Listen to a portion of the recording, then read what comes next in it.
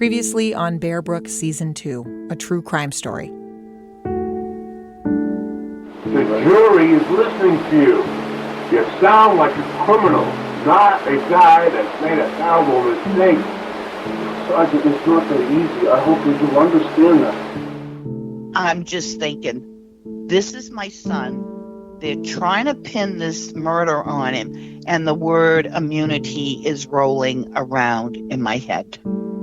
We had a co-defendant, and if we could dump it on Jason Carroll to get our guy off, we would have, but we didn't even go in that direction. I mean, that confession was terrible.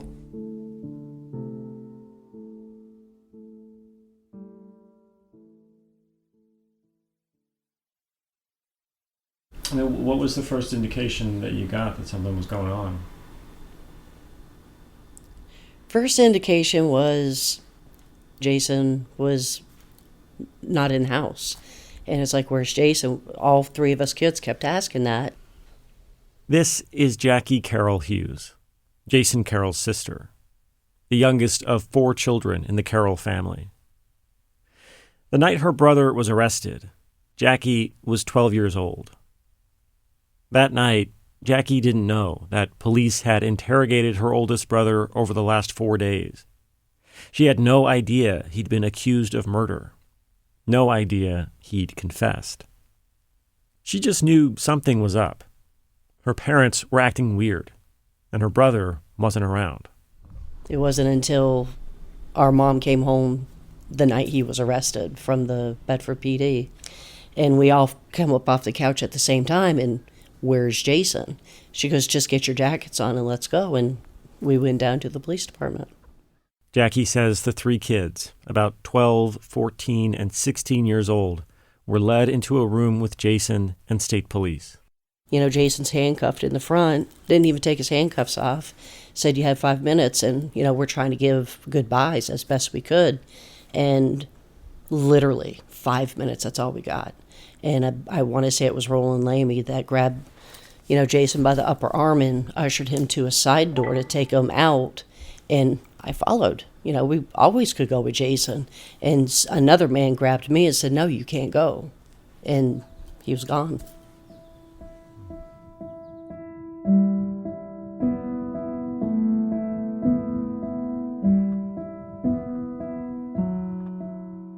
Jason's arrest for the murder of Sharon Johnson and her unborn baby was all over the news. Karen Carroll says people vandalized their house. Jackie says she and her siblings were bullied at school. And for me, it was not just the kids, but one of my teachers. We were having a test, and the bell rang, and she's the teacher that wants you to hand her the papers. I handed her mine. I was one of the last ones, and I handed her mine, and it was a tug of war. And I'm like, I can just take it, you know? And she just leaned into me, and that's what she said, I hope he rots in hell. And that was over with. According to Jackie, she actually punched her teacher. I took a couple swings at her.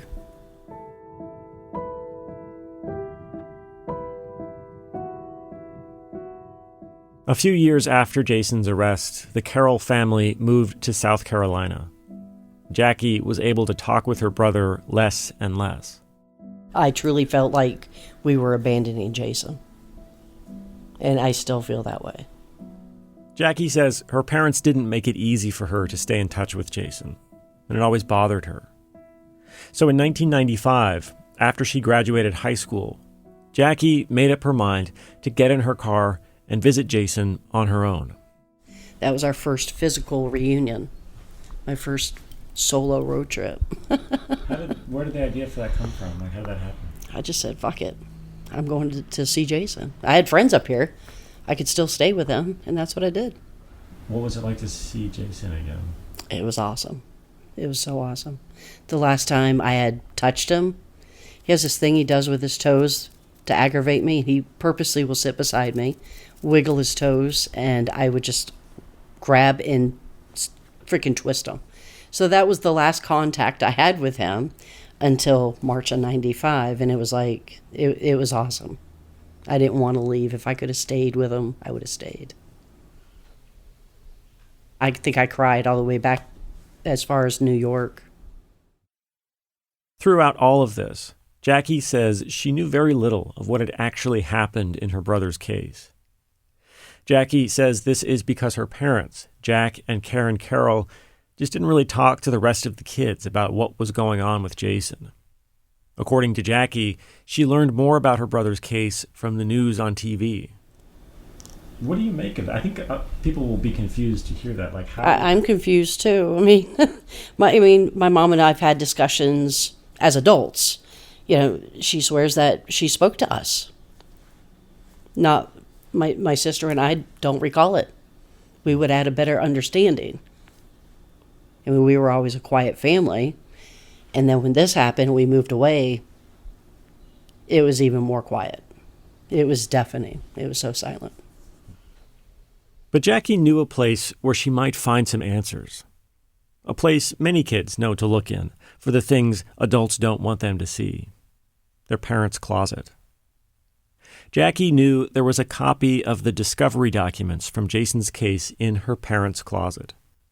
Huge 3-ring binders with thousands of pages of police reports and court papers. Jackie says one day she marched into her parents' room and claimed it. Back then, the room that's off limits is your parents' bedroom. And it was me and my dad home that day, and I just got up and I went in there where they kept him in the closet, and he's watching because it's off limits. And I came out, he saw what I had, and he didn't say a word to me. And that's where it started. For the first time, Jackie was able to look directly at what led to her brother's arrest. It was part grieving, part mystery solving. I just picked up a book, started reading. I knew something wasn't right, but I didn't know what wasn't right. Studying the documents became an obsession. Jackie read and reread the binders. She took notes and dog-eared pages. The binders survived year after year, move after move. I got the feeling that if the house had ever caught fire, Jackie would have saved the binders first. She felt, somehow, the answer to all of this, or at least the breadcrumbs for how to find it, were somewhere in those pages. Was there a part of you that was anxious when you first started looking at the discovery documents that, like, maybe I'm going to find evidence of Jason's guilt in here? I wasn't thinking that way. I don't think my anxiety had even kicked in. I was just reading and laying out the case. So I put the relationship aside and I just started investigating. If he's guilty, he's guilty. If he's not, we're going to prove this.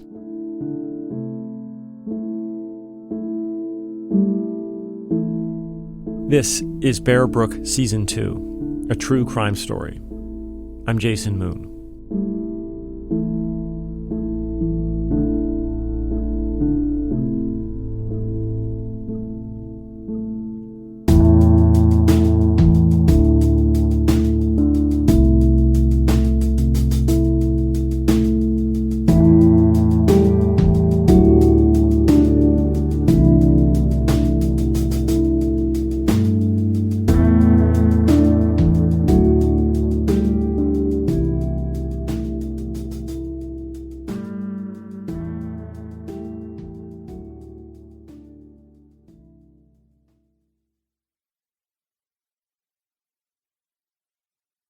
By 1992, pressure was mounting on New Hampshire state prosecutors to hold someone responsible for the murder of Sharon Johnson. Ken Johnson and Tony Puff were walking free. Detective Roland Lammy's credibility was being questioned in the press. The trial of Jason Carroll might be their last chance to notch a win.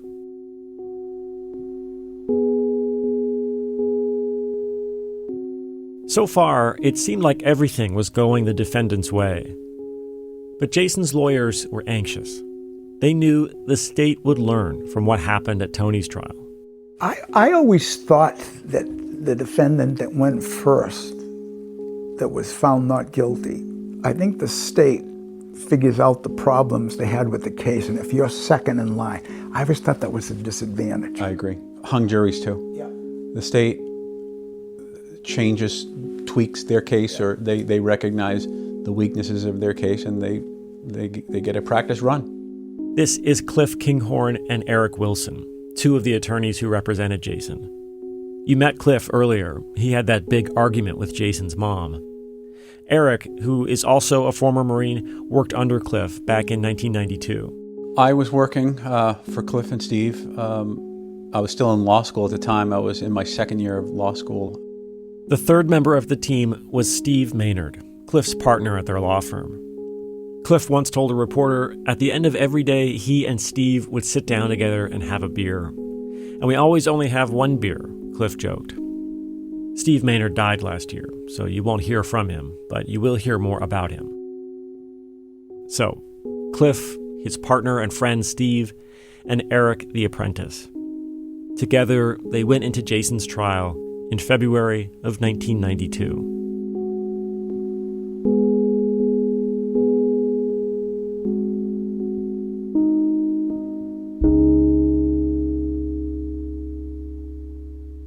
In many ways, Jason's trial was a rehash of Tony's.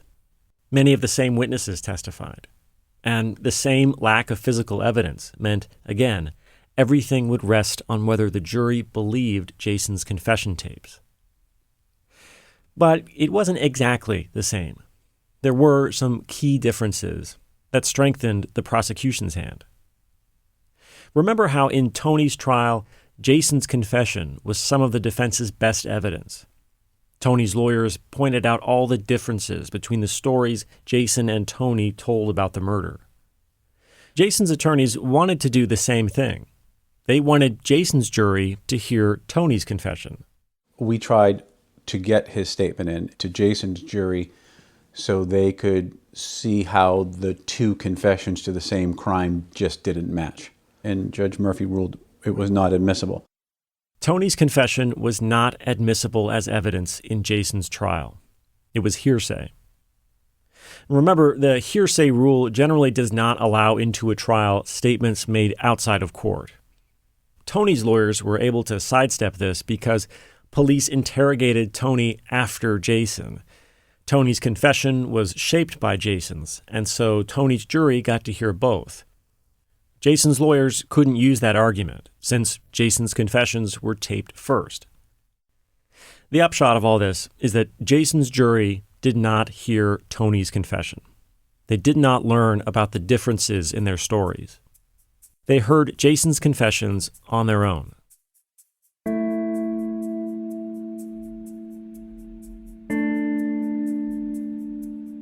Another key difference, Detective Lammy. During Tony's trial, he played right into the defense's strategy when he got caught breaking the rule about not speaking to other witnesses. Lammy was not going to make the same mistake twice. The judge did tell the jurors in Jason's trial that Lammy had violated a court order in an earlier proceeding, but it didn't have the same impact. Still, Jason's lawyers tried to run largely the same defense that had acquitted Tony. There's no physical evidence, the confession can't be true, and it was all thanks to an intimidating and reckless detective. How can you undercut that confession to show the confession was coerced and it was not reliable? That had to be, there really is no other defense to a confession case other than the confession's a false confession. There were a number of things Jason said in his confessions that just didn't line up with the physical evidence. I'm going to walk you through 5 of them. 5 problems the defense said made Jason's confessions unreliable. Problem 1, the knife. The state medical examiner originally estimated that the length of the knife used to murder Sharon Johnson was, quote, probably at least in the neighborhood of 4 inches, perhaps could be longer. There were 2 blades on Jason's pocket knife. The longer one was 2 1/8 inches long.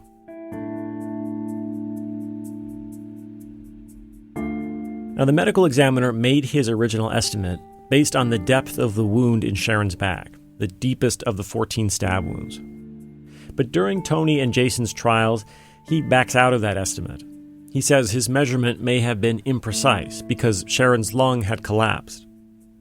And he maintains that the stab wounds in Sharon's chest are consistent with Jason's pocket knife. The implication from Jason's attorneys was that the medical examiner was conveniently changing his scientific opinion to fit the state's narrative about Jason's pocket knife as the murder weapon.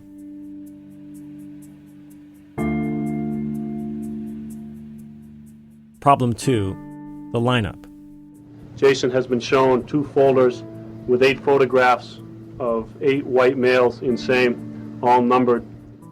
During Jason's final recorded interrogation, police show him a photo lineup. One of the 8 photos is of Ken Johnson. Of the 8 people in that lineup, Jason has recognized and pointed out the male subject in number 5. And would you tell me again, Jason, why you focus your attention on the individual in number 5? Because I remember the black beard. Jason says number 5 is Ken Johnson. Only number 5 is not Ken Johnson. And Ken did not have a beard the day of the murder. Jason could not identify the man who allegedly paid him to murder his wife, who Jason told police was there during the murder. I've seen the photo lineup. Ken is number 2, the photo right above the one Jason picks.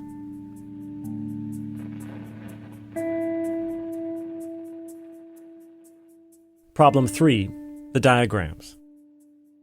On the day in between Jason's 2 taped confessions, police had him draw a diagram of the area where Sharon's body was found. Jason drew 3. I've seen all 3 of Jason's drawings. I've seen aerial photographs of the scene. I've seen a videotape of the scene. There is just no way to make Jason's drawings map onto reality. He never draws the pond that Sharon's body was found at the edge of. He draws a foundation that does not exist. He draws a road running by the area that in reality is more than a mile away from where Sharon's body was found.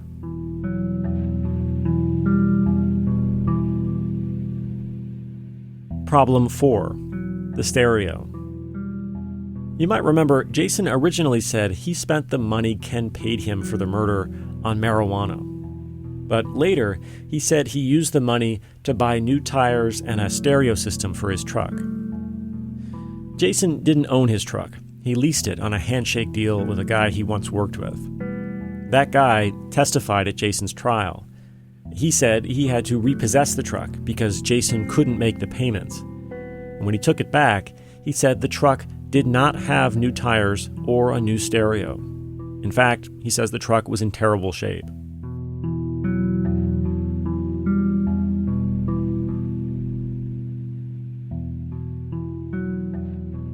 And then there was problem number 5, the diary.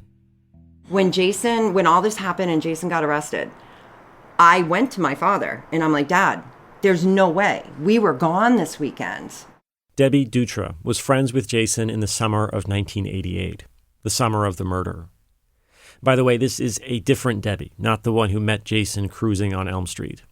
This Debbie's best friend was Jason's girlfriend at the time. He hung out with us all the time. We were always together, all of us.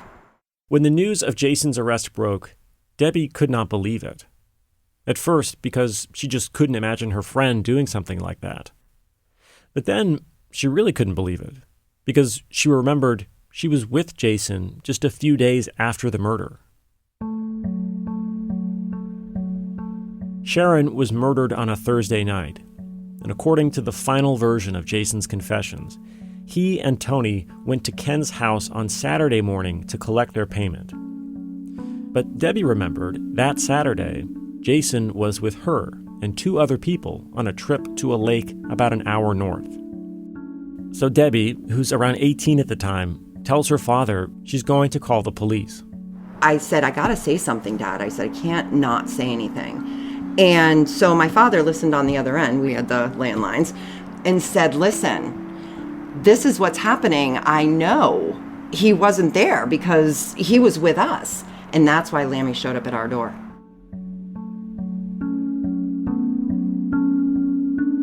When detectives first questioned her about this trip, Debbie says they tried hard to convince her she was confused. According to Debbie, they kept saying she must be thinking about a different weekend. She says eventually she caved and said she must have been thinking of Labor Day weekend. But privately, Debbie still thought she was right. And then she remembered she had proof, her diary. It confirmed Jason was with her that Saturday morning. My biggest concern with it was I didn't want it being publicized. That's like a diary, it's a girl's diary. It had stuff in there I didn't want anyone to know. Debbie eventually did turn over her diary, and she was the defense's first witness at Jason's trial. And it wasn't just Debbie's diary that undermined Jason's story about getting paid. In his confession, Jason says he and Tony got to Ken's house around 11 or 11:30 that Saturday morning to get the money. But that morning, the police were also at Ken's house. They were staked out outside, surveilling the house, and making a log of everyone who came and went. But prosecutors seized on the fact that the police surveillance didn't start until 11:30 a.m., and Debbie's diary didn't say exactly what time they left for the lake that morning. So, in theory, it is still possible that Jason and Tony went to Ken's earlier in the morning, before the police were watching the house, and before Jason went to the lake with his friends.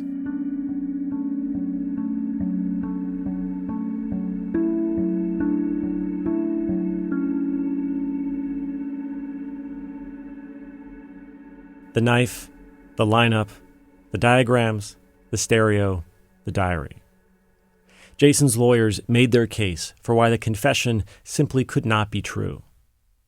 Now, they turned their attention to Detective Lammy. Steve Maynard tells the jury Lammy fancies himself a, quote, Kojak throwback. Cliff says you can hear how Lammy coerced Jason right there on the tapes. There's so many inconsistencies. I mean, even in Jason's statement, who stabbed her first? Ken did. You sure it was Ken? No, it was me. I mean, Jason just kept flipping. You could just see the pressure he was under. Whatever they wanted to hear, Jason was going to tell them. They could have asked him at that point in time if he believed in Santa Claus. He probably would have said yes if he thought that's what they wanted to hear. But the defense didn't rely simply on the tapes. They also had a witness. A person they argued could have easily been sitting where Jason was, because Lammy had used all the same tricks on him.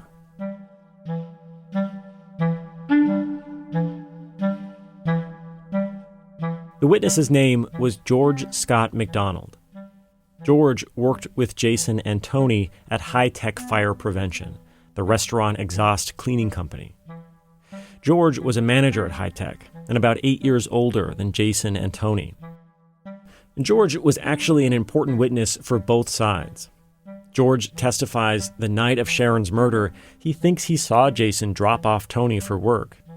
The state liked that because it put 2 of the 3 alleged conspirators together the night of the murder. But the defense liked George because of what he had to say about Detective Lammy. George tells a story about Lammy that sounds an awful lot like what Tony's and now Jason's lawyers say happened to them.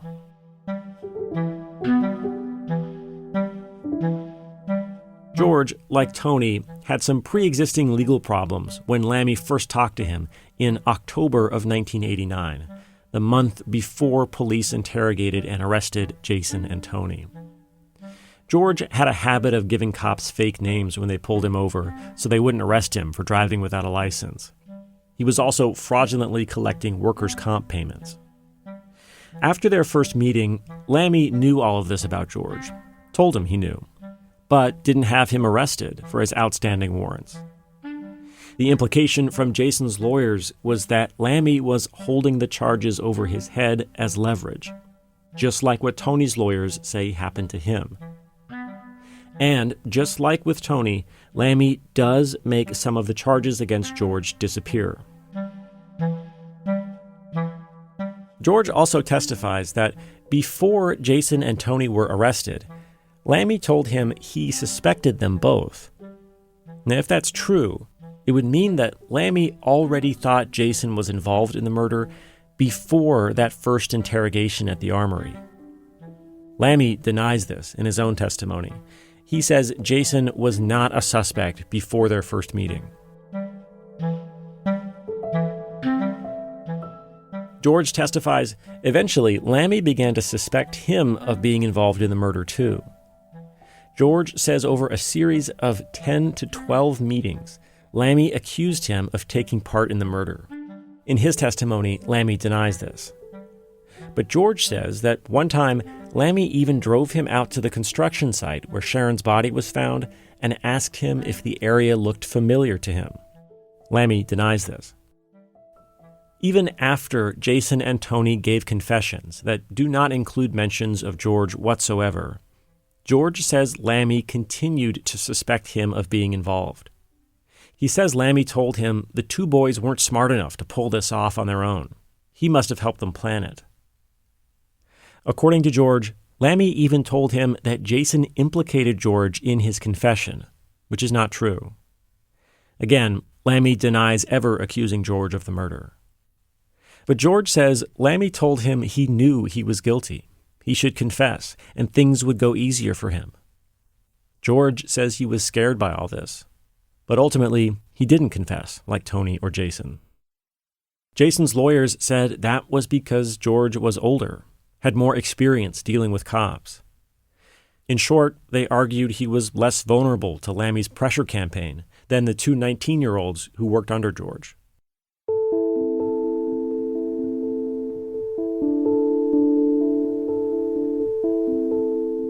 So, that was the defense Jason's lawyers put on. Problems with the confession that made it impossible, and an overbearing detective whose theory of the case always seemed to come before the evidence to support it. But, just as they'd feared, the state had learned from Tony's trial. And this time around, prosecutors were better prepared to fight back against the onslaught of inconsistencies in the confession. This time, they zeroed in on their own set of moments from the confession tapes. The prosecutor said there were two moments in particular, two things Jason said that did line up with reality in a way that was so damning, it proved he committed the murder.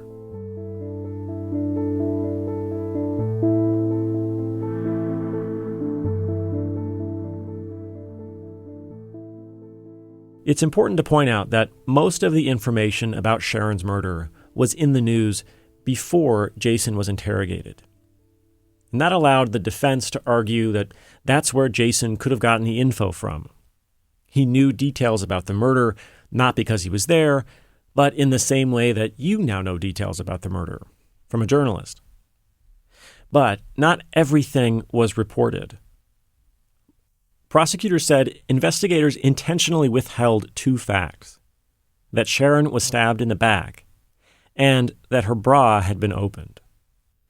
Those were things, prosecutors said, only the killer would know. And Jason included both in his confessions. It is a little more complicated than that. At first, Jason says there were two stabs in Sharon's back. So he's right about a stab in the back, but at least at one point, he's wrong about the number. And the bra? Well, here's how Jason describes what happened with Sharon's bra in his final taped interrogation. And keep in mind here, the correct answer is that Sharon's bra was cut open in the front with a knife. How was the bra taken off? The bra, it was unsnapped. Unsnapped or torn? Do you recall? Cut, torn, unsnapped, pulled over her head. To me, the way it was going, it seemed like it was unsnapped. Snapped in the front or the back? In the back, from where it seems like he was reaching around her, to the back.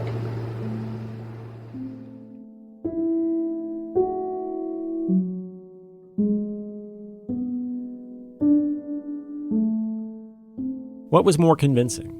The problems in Jason's confession, or the allegedly hidden facts in Jason's confession?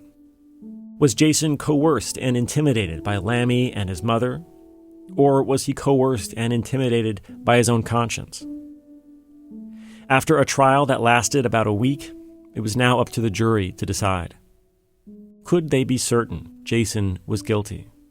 The deliberation after the trial with the jurors, that was somewhat tense. We had a couple of people with we had both ends of the spectrum.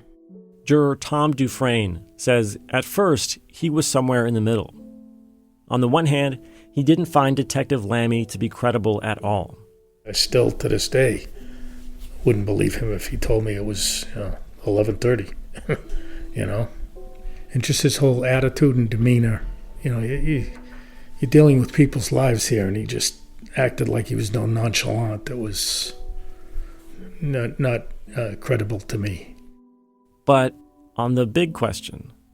But ultimately, were you convinced that Jason was guilty of the crime? Oh yeah, he admitted to, if I recall correctly, he admitted to stabbing her at least once. This is a horrible crime. I mean, that's, why would you say that if you didn't do it? Mark Phaneuf was another juror. He didn't see any problem with Lammy, thought he was entirely credible. And the fact that Jason didn't have an alibi helped convince him.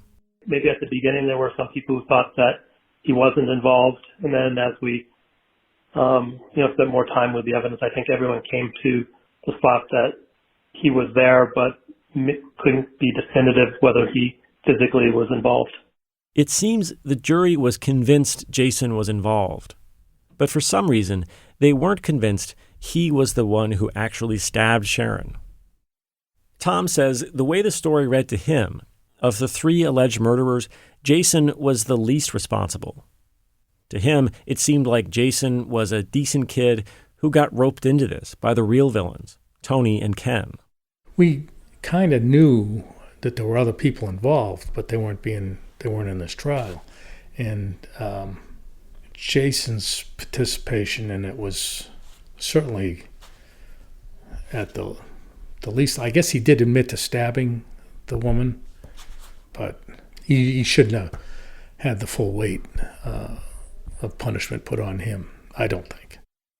Whether it was because they weren't certain if Jason had actually swung the blade himself, or that they just felt sympathy for him, the jury could not agree on the first-degree murder charge. So we went back to the judge and we asked if we could find them guilty of a lesser crime, and we were told no. The jury didn't have discretion on the murder charge, but that wasn't the only thing Jason was charged with. He was also charged with kidnapping and conspiracy to commit murder. And so a conflicted jury came down with a conflicted verdict.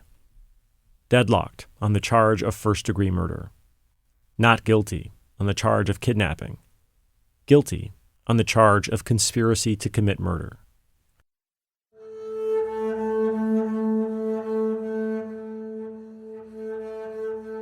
If you're confused by this, so am I. The evidence for these charges is the same, Jason's confession. If you believe Jason's confession, he was guilty of all 3. But juries are human, and as much as the court system may claim to be a venue for finding absolute truth, at the end of the day, in a criminal jury trial, the truth is really just what 12 people can agree on.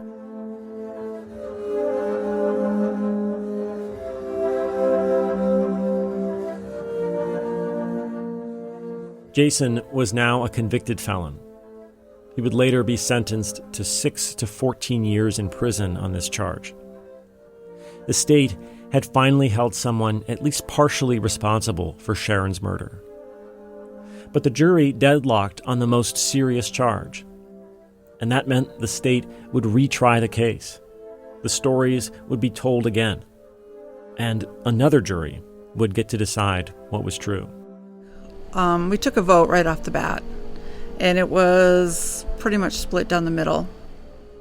That's after the break.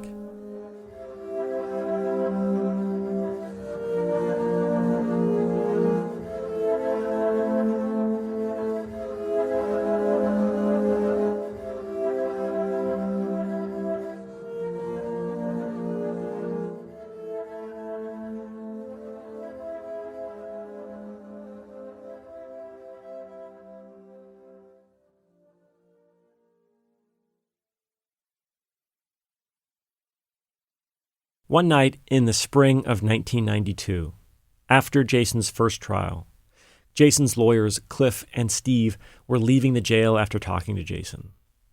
In the car on the drive back, they got into a heated discussion.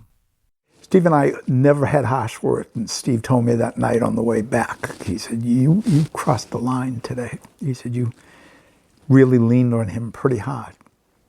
And I said, Steve, you're probably right. I probably did cross the line. But it was a line I didn't mind crossing. Cliff and Steve had just told Jason about a major new development. The state was offering him a new last-minute plea deal. Prosecutors were making another play at getting Jason to testify against Ken. The lead prosecutor, Michael Ramsdell, wouldn't talk to me, so I can't corroborate this. And Jason told me he can't remember much of anything about his trials, including this moment.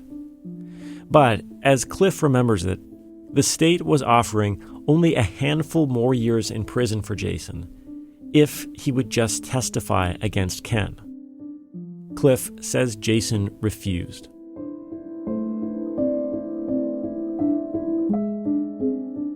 Ironically, it was the kind of deal that Karen Carroll says Lammy had promised them in the beginning. But this time, it was official.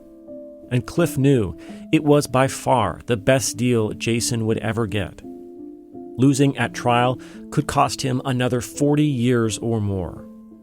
So he begged Jason, take the deal. If that's the truth, what you told Lammy and your mother, if that's the truth, why would you want to take the risk of spending 30, 40 years in the New Hampshire State Prison? For the love of God, don't roll the dice. I'm begging you. Don't roll the dice. Many defense attorneys don't worry about the actual truth of their client's guilt or innocence. Their job is the same either way. Provide the best defense for their client. But for Cliff, when Jason refused to take this deal before his second trial, it affected him. He couldn't shake the thought that the only reason Jason would refuse this deal was if he was really innocent. And I always said to myself, that statement can't be true. Something's wrong here. Why the hell would you not want to testify? I'm not testifying. I'm not going to do it. He never, ever changed. When he made that mind up, he never changed it in any way, shape, or form.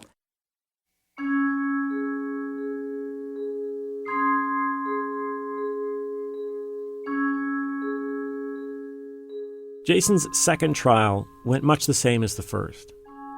The defense pointed at Lammy, pointed at the problems in Jason's confession. The prosecutors pointed at the hidden facts in Jason's confession. And they also actually embraced the errors in what Jason said.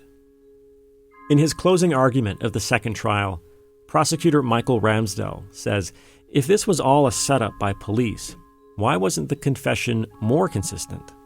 Why does Jason get things wrong if the cops are telling him what to say? To Michael, it was like the mistakes in Jason's confessions were the coffee stain on the paper that proved it wasn't a counterfeit. To him, the hidden facts that Jason knew proved he was there, and the public facts that Jason got wrong proved he wasn't set up by police. Michael argued the other reason the jurors should believe Jason's confession was the emotion. He told the jurors to re-listen to the entire tape of Jason confessing to his mother, to really listen, to feel it. Michael said the emotions in the tape make clear what's going on. A young man admitting a terrible secret to his own mother. If you put a knife in that woman, I want to know. You stabbed her, didn't you? Yes, I did. How many times did you stab her? I stabbed her 2 times. All right.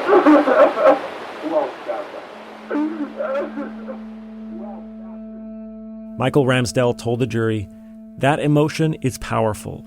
It's compelling. It allows you to feel with every fiber in your body, he did kill Sharon Johnson. Steve Maynard argued the closing for Jason. He pointed to that same emotion as the reason the jury shouldn't believe the confession. Steve called Jason's interrogation a psychological bludgeoning. He said, "There is no way you can listen to that tape and believe that kid had anything left, any free will left. He was destroyed. He was destroyed by his mother. He was destroyed by Sergeant Lammy."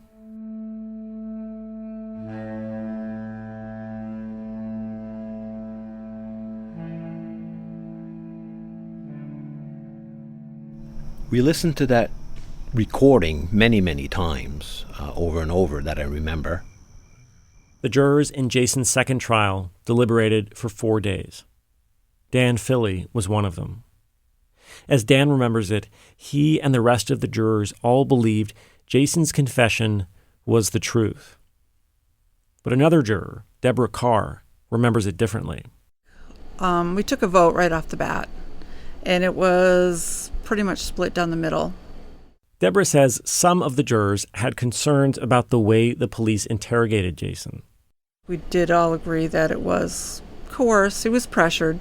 He had his mother and I believe it was the state police detective hounding him. So we didn't even take that into consideration. But despite her belief that Jason's confession was coerced, Deborah, like Dan, still thought it was the truth. I don't think it was false, but I do believe that he was pressured into confessing. The defendant knew something that wasn't out in the public eye. It was something only somebody who had been there would have known.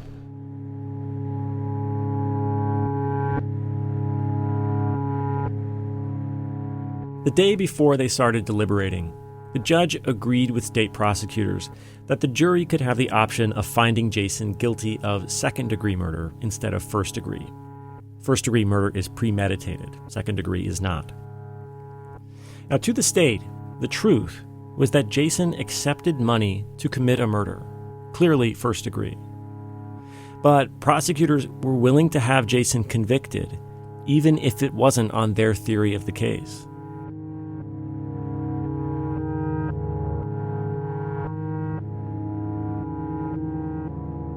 As jurors like Dan and Deborah were trying to come to consensus, Jason waited in a holding cell at the courthouse. When I asked Jason what he remembers about waiting for the verdict, he told me a story about a spider. I'd be laying down, and then one day I noticed a spider on the floor walking towards me. Jason says in the long hours of waiting alone to find out what was going to happen to his life, a spider kept walking towards him. So it kept coming my way, and I'm not a big fan of spiders. So I got up and went to the other side, to the other bench on the other side of the holding cell, and I'm sitting there, and the next thing you know, I noticed that damn spider coming at me again from the other direction. At first, it was just a nuisance, just a spider that he happened to be trapped with. But the longer it went on, the more Jason started to think, is this what the rest of my life is going to be? And I remember thinking to myself, it's just a sign to come or something. You know, I'm going to be counting bricks and spiders all day long.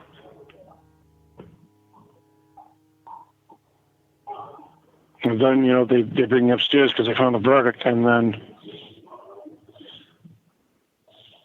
you stand up and they find you guilty, and you're looking over at them and they're crying. And it didn't even seem like I was standing there.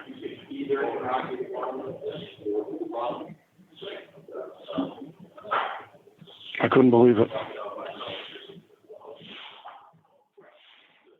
Jason took it just the way I would have expected him to.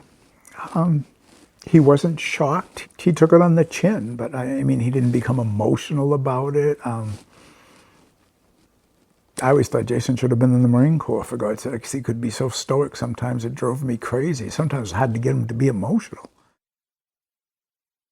After 30 hours of deliberation, the jury found Jason Carroll guilty of second-degree murder. Later, a judge sentenced him to 40 years to life in prison, in addition to his earlier sentence. Here's juror Dan Philly again. That's a big accusation for someone to come out and admit that they did something when they didn't do it.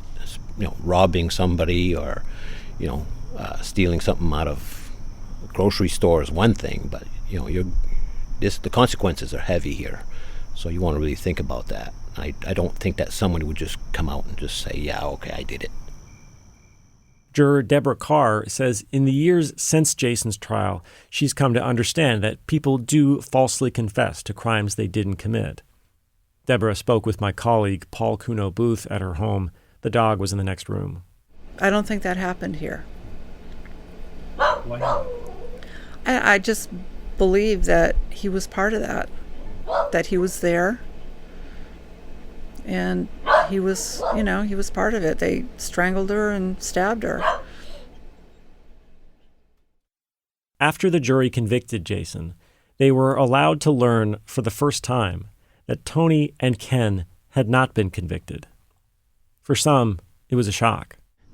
It was kind of takes you back a little bit. I mean, here's this one individual who seemed to be like a straight-going guy, and being convicted of this, and the actual person who hired him to do the deed got away. It was just kind of frustrating to see that somebody like this actually got away with it, and this individual got life in prison or whatever it was, 30 years or whatever.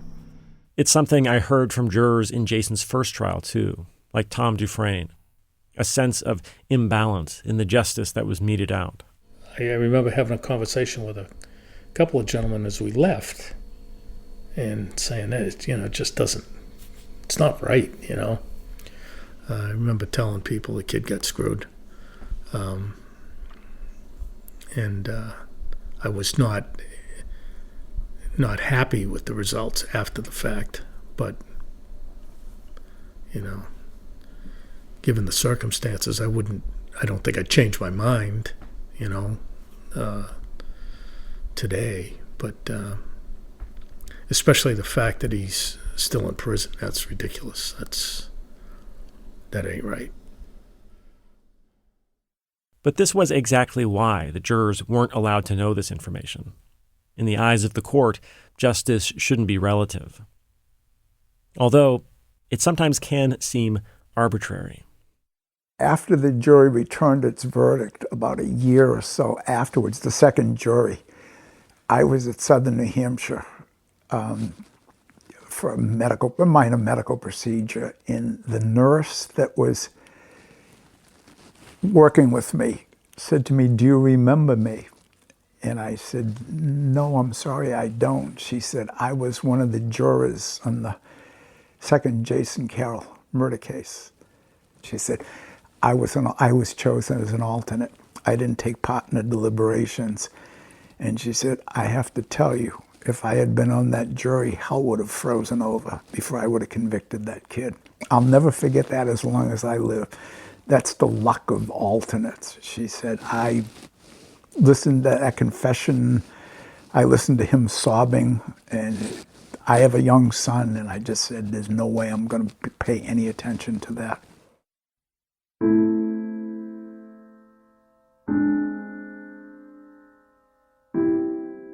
In 1994, the New Hampshire Supreme Court took up Jason's case on appeal. Jason's lawyers argued his confession should never have been allowed in because he was coerced by his mother. In the decision that the Supremes came down with, they acknowledged had Karen been acting as a police officer, then Jason's will would certainly have been overborne, but they said that she was acting in the capacity as a mother, not a police officer. In their decision, the state Supreme Court writes, "Without Karen Carroll's frenzied, emotional, and insistent questioning of her son, the defendant may well not have confessed. Consistently, it was her questioning, not Lammy's, that reduced the defendant to tears and preceded his crucial admissions.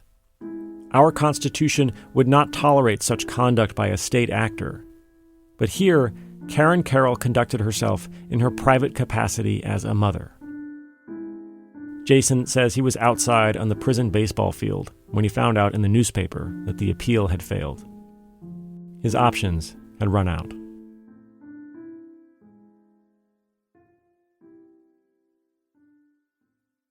For the next few decades, virtually nothing happened with Jason's case. Cliff, Steve, and Eric didn't represent him anymore. You couldn't afford to hire anybody. As far as Jason could tell, It was over. But outside the prison walls, it was not.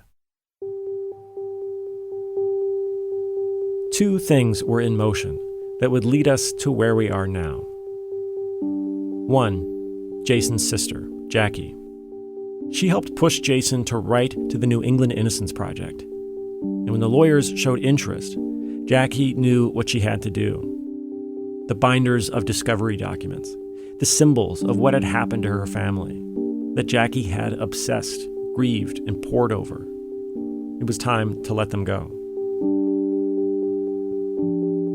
In 2016, Jackie packed the binders in a car and made a road trip from Texas, where she lived at the time, to Massachusetts to meet with the innocence lawyers. She brought her eldest daughter with her. When she finally realized, when these four women approached us in the lobby, she realized just exactly what I was handing over. This was like my life's work, and she knew what that meant to me. And she looked at me, and she literally had tears in her eyes. She says, "Mommy, are you sure?"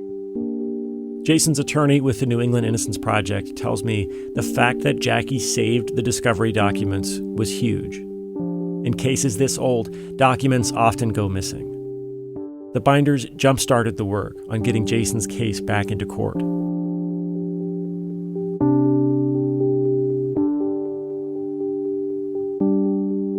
The other thing in motion over the past 30 years, our understanding of confessions. While Jason sat in prison, a revolution was underway. Alarming evidence from research and real-life examples was teaching us how and why and how often people were falsely confessing to crimes they did not commit. Things we simply did not know when Jason was on trial.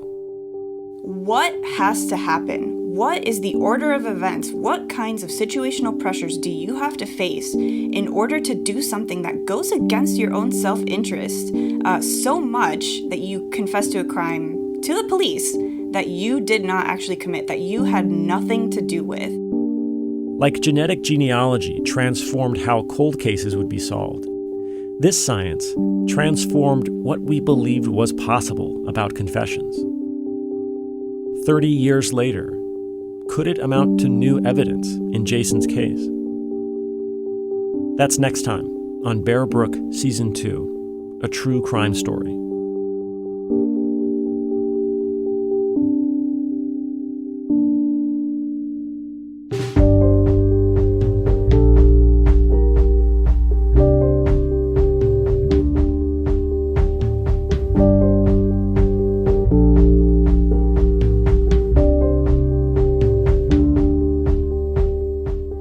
Crime Story is reported and produced by me, Jason Moon. It's edited by Katie Culinary. Additional reporting and research by Paul Kuno Booth. And an extra shout out to Paul this episode for doing most of the work it took to track down jurors from Tony and Jason's trials. We had editing help from Lauren Chulgin, Daniela Ali, Sarah Plord, Taylor Quimby, Mara Hoplamazian, and Todd Bookman. Our news director is Dan Barrick. Our director of podcasts is Rebecca Lavoie. Fact-checking by Danya Suleiman. Sarah Plord created our original artwork as well as our website, bearbrookpodcast.com. Additional photography and videos by Gabby Lozada. Original music for the series was created by me, Jason Moon. Bear Brook is a production of the Document Team at New Hampshire Public Radio.